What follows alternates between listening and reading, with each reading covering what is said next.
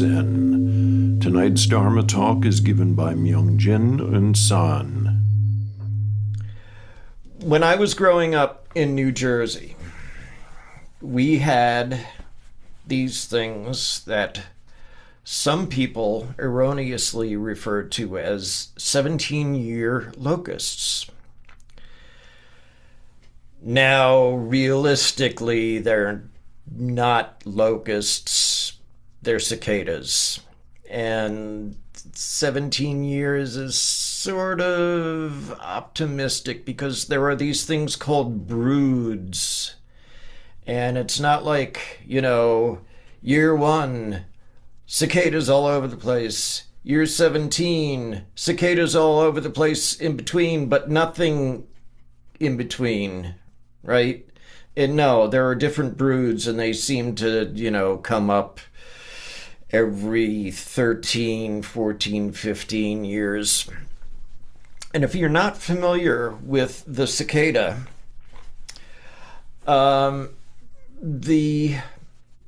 its call, let's put it that way. Let's be kind and say it's their call, is something like if you have one of those ratcheting screwdrivers or wrenches, that kind of sound a ratchet makes, and you cross that with a dentist drill, and you're approaching the sound of a cicada. As someone described it fairly recently, it was crickets going through Megadeth's sound system, as I recall. So, yeah, they're loud, they're persistent. They're not the kind of thing that people would normally think of as a soothing sound. So keep all that in your back pocket, because we'll get back there. I would say there are two themes that we tend to use as the basis of our Dharma talks in this Sangha: bodhisattvas and non-duality. I think those are the two biggies. And bodhisattva is one of those words. It's a conceptual thing, and it's empty, and it actually doesn't mean anything when you get down to it. Like the Diamond Sutra says, and I'm paraphrasing here, there's no one to save, no saving to be done, and no one to do the saving. Thus do we say the Bodhisattva saves all sentient beings. That's pretty much the message of the Diamond Sutra in a handful of words. But we use it, even though it's sometimes kind of Zen jargon, like we throw it around because we're cool and we know what a bodhisattva is. So we talk about it, and yeah, okay. It's a common word that we all know, so we'll use it and everybody will kind of know what we're referring to, hopefully. And when you get down to it, the job of the bodhisattva, if you like, is, in the job description, it says save all sentient beings, right? Realistically, what does that mean? It means we just help, right? Our practices don't know. Our direction is, how may I help you? So how may I help you? Is it hold the door open for you? Press the button on the elevator because your hands are full? You can't quite get to it with your elbow?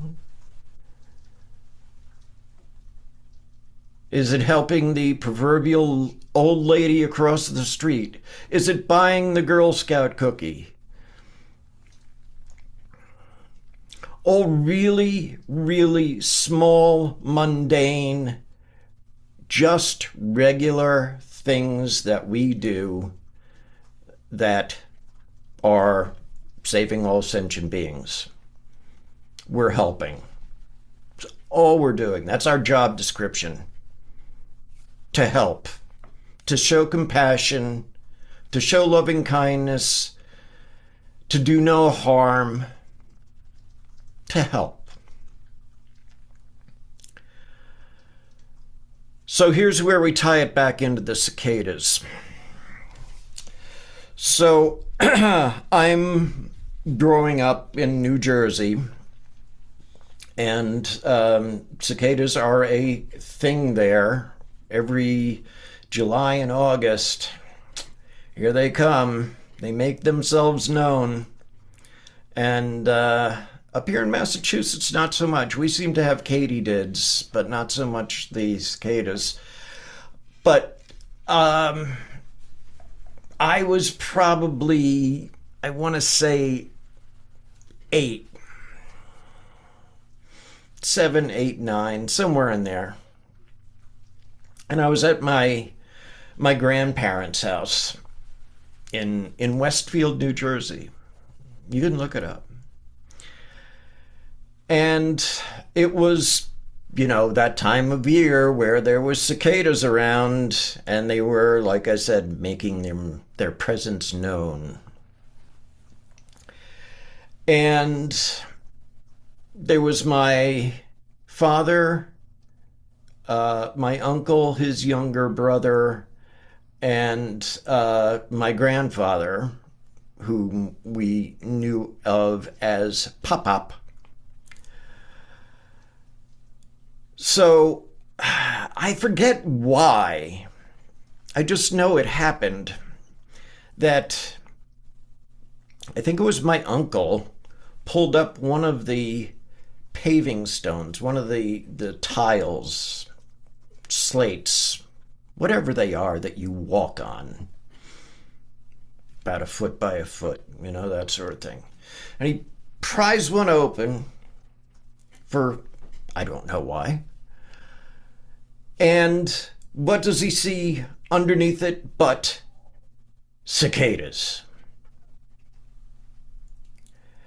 And he's just about to let the slate go, and my grandfather, Pop-Pop, as he was known, says, come on, don't hurt the little feller. And that's a direct quote. And I've remembered it for a number of decades now, let's say. Oh, come on, don't hurt the little feller. He even said feller. And he was the first that I'm aware of, in retrospect, the first bodhisattva I ever met. Because he was being kind, he was being compassionate, he wanted to help the cicadas. He wanted no harm to come to them. Even cicadas, with their ratchet / dentist drill through Megadeth sound system chirp, even them, he wanted no harm to come to them. And from a Zen perspective, I'm going to ask the big question. You don't necessarily have to answer out loud anyway. You can certainly answer in your head if you like, just like you could probably, hear the 8-year-old me saying, "Hey, Pop-Pop, look, bugs," or whatever. You can imagine that too. I'll let the cuteness be on your plate.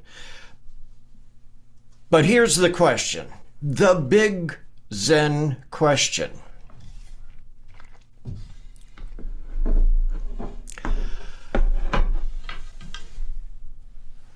Does a cicada have Buddha nature?